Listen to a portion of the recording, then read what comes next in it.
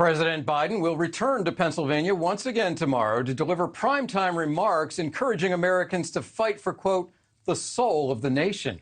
He'll reprise his 2020 visit to Philadelphia's Independence Hall when his victory over President Trump inspired him to anoint himself as the country's great unifier.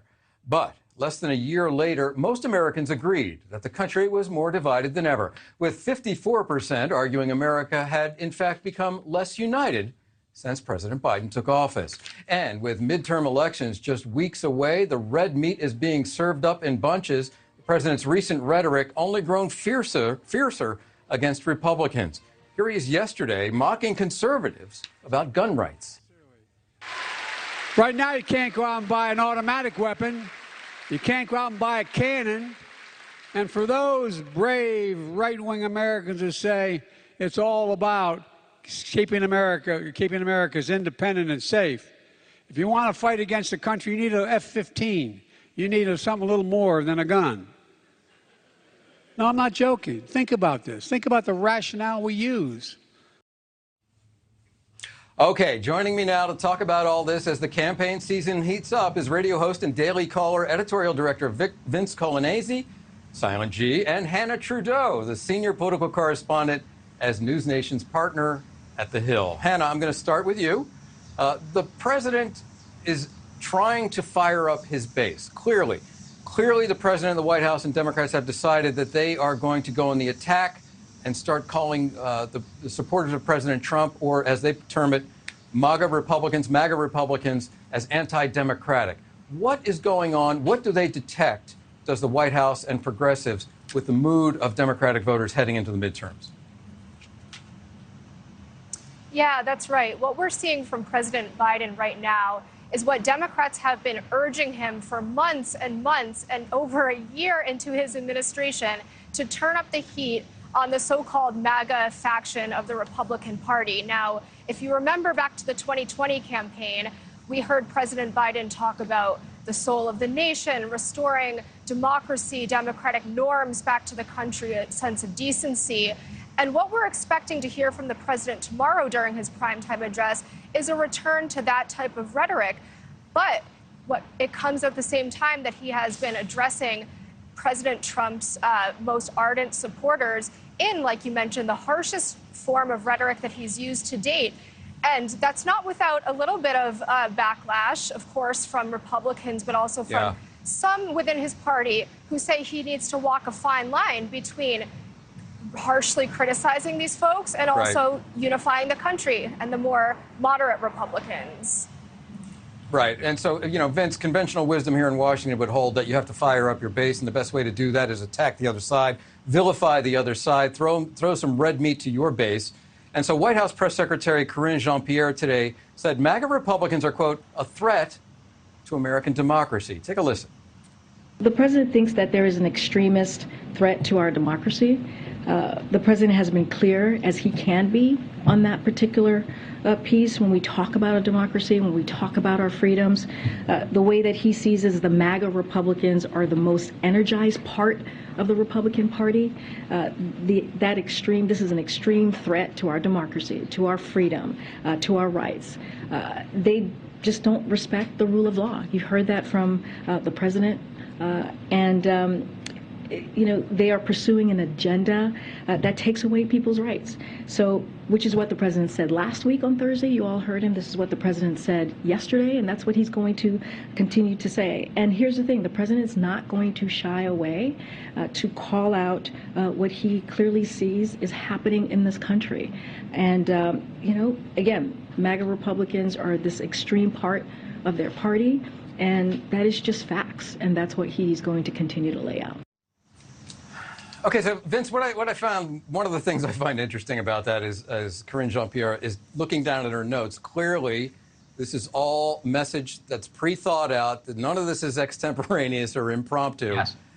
So how does this square with the president's call for unity, not only after he won, but in his inauguration speech in 2021? It doesn't. It doesn't square at all. This is depraved, actually. The rhetoric we're hearing out of the White House is disgraceful, because what she's referring to, MAGA Republicans, she's talking about Trump supporters, Trump voters, voters are not a threat to democracy. Voters are the essence of democracy. And she says they're the most energized part of the Republican Party. Okay, fine. But that, again, they are voters. And so for the White House press secretary to get up there in, as you point out, a considered attack line to suggest that voters themselves are a threat to democracy is a disgrace of the room she's standing in. And in fact, the president has taken this line of attack this week, and it's just really the latest iteration of this, because it is, as a basic political point, they don't feel good about the record they have to run on going into the midterms. Joe Biden, as of this morning, according to Reuters Ipsos, is at a 38% approval rating. So the answer to that, from a political standpoint, is you've got to demonize your opponents. You have to suggest to voters that if you go with the alternative, it could be even worse. And we've gotten to a point where I think this is very dangerous rhetoric coming out of this White House. Donald Trump never attacked the base of the left as being beyond redemption. That is not what this White House is doing. They've decided to go on the full attack against the voters. Yeah, I think President Trump had some incendiary rhetoric of his own.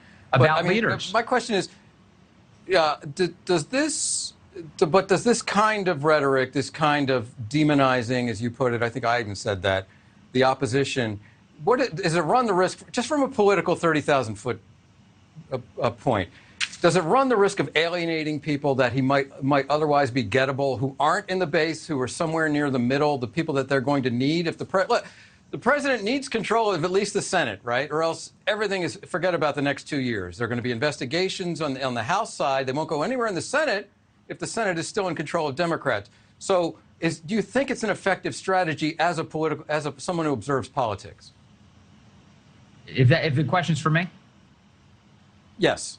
Okay, so I'd be surprised if he could win a lot of people in the middle over. I imagine the whole point of this is to turn out the base. They need energy, and they need people to show up and support these candidates going into the midterms just to hold on to at least one House of Congress. But the reality is Republicans, if they can just capture one House, then they can stymie what's left of the Biden agenda. So I think they'll consider that a big victory. Right, and there's a lot at stake in this midterm, and I think we're seeing that reflected in some of this rhetoric. Hanna, you mentioned that progressives have been dying for the president to get out there and pound the table and go after conservatives, and in this case, of course, MAGA Republicans. I always say that wrong. MAGA Republicans is how most people pronounce it, I think. So are progressives, are they standing up and applauding here? And what about the moderates? You know, Allison Spanberger outside of Richmond, the people that are on the bubble, what Nancy Pelosi used to call the majority makers, the moderates in the party. Is it risk alienating the people who might be voting for them? Yeah, I think that's the big question. I mean, one of the risks and one of the reasons, quite frankly, why Biden has tacked to the center for much of his presidency is because he's been afraid to alienate those independents or those so-called moderate Democrats who urge him often to kind of think about the 30,000-foot view, think about the broader electorate, and don't sort of cave to the progressive wing of the party that is oftentimes pushing and pushing for him to go as extreme in both his rhetoric and his policies. Now, you know, the flip side to the argument is that this is, in many ways, a referendum on, as he is expected to say, democratic norms broadly, not just certain policies, not his legislative agenda or his executive actions recently passed, but more so the fundamental norms of the country. And he saw that strategy winning in 2020 against President Trump, and you know, is looking to make a very similar argument this time around, where we've seen a preview of the speech that it includes similar phrases, the soul of the nation. That's something that he explicitly said in 2020.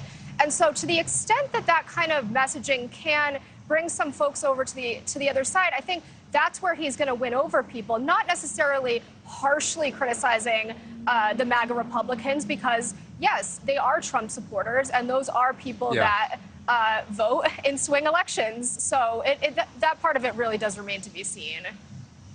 Yeah, no, you know, guys, no matter what we hear about Democrats making a resurgence in the polls, the president's party, the first midterm of the president's first term, always facing headwinds. The odds are against him retaining the House, to say the least. It might be a toss-up. Maybe Democrats, the smart money now says they have a chance to hold on, but we're going to be watching the next several weeks heading into early November and the election. Hanna Trudo and Vince Coglianese, thanks very much for your time. Hope to talk to you again. Thanks, Mike. Thanks for watching. Go to newsnationnow.com to find NewsNation on your television provider. And don't forget to subscribe. Click the red button to get more of NewsNation's fact-driven, unbiased coverage.